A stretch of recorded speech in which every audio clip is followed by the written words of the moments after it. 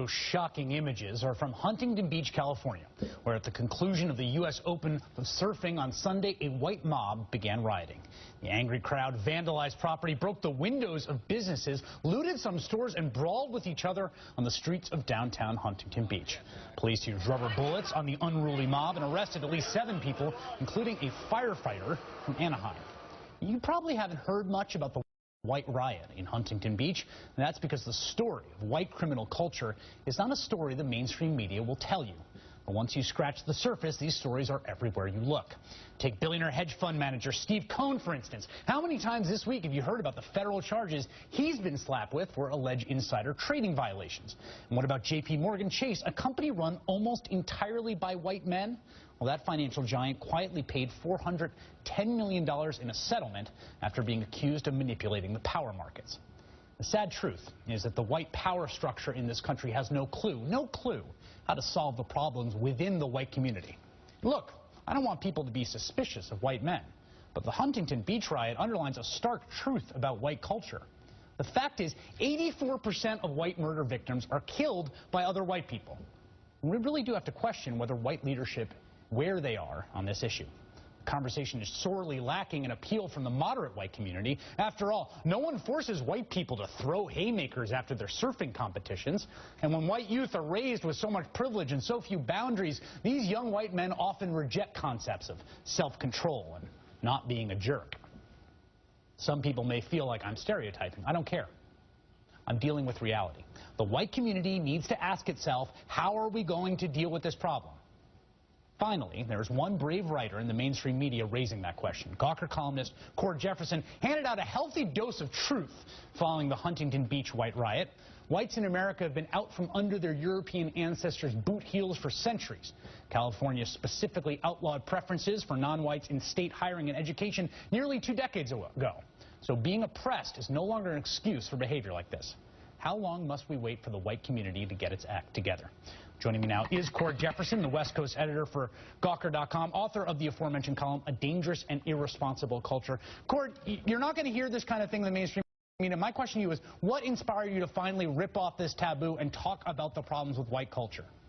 I'm a person of color, Chris, but first and foremost, I consider myself an American citizen and a resident of Southern California.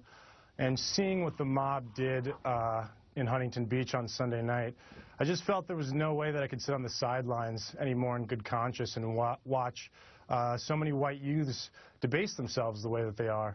And so I think that sometimes people have to stick their necks out. I don't want to use the word martyr, but I guess I'm kind of a martyr on this front. You know, there are people that are going to tell you that it's just a few bad apples. If you look at the video, you can't say this whole group, this has nothing to do with white people. It's just a few bad apples. What do you say to that?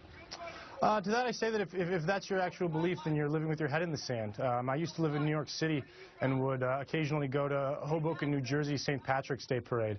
And there were so many young white men there, vomiting in the streets, urinating in the streets, getting in fistfights in the streets.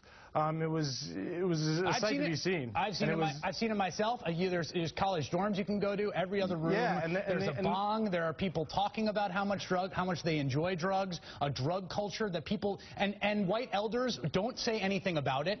They kind of they wink and they nod. You're looking at, they're learning, and the thing is that these young people are learning this kind of behavior in lacrosse camps. They're learning this kind of behavior at college spring break. They're learning this kind of behavior at Ivy League fraternities where drug use and binge drinking are normalized behaviors.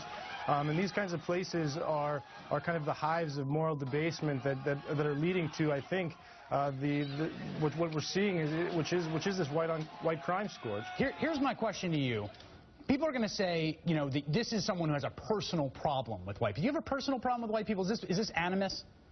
No, I think any time that you tell the truth, there's going to be those people who come out and think that you're doing it for some insidious reason and say that you're a racist. I kind of knew that some white people were going to say that this is just. I'm sorry. I knew that some white people were going to call this playing the race card, but it isn't playing the race card. My best friend is white. My mother is actually white. My prom date in high school was a white woman. She was very white, actually. She used to ride horses and do that whole thing. So obviously very deep. I have very deep roots in the white community. This isn't hatred for whites. This is just tough love, and I felt it was time that somebody told the truth to these people. It's a hard conversation, but it's one we need to have. And I'm glad we're having it. And my question to you, Court, is what is it going to take to get the white power structure, prominent whites, Hillary Clinton, Joe Biden, to start speaking out on this kind of thing, to start talking about the St. Patty's Day parades, to start talking about the drug culture on campuses, to start to even just take the first step and condemn the Huntington Beach riots? You know, I wish that I knew. I wish that I knew.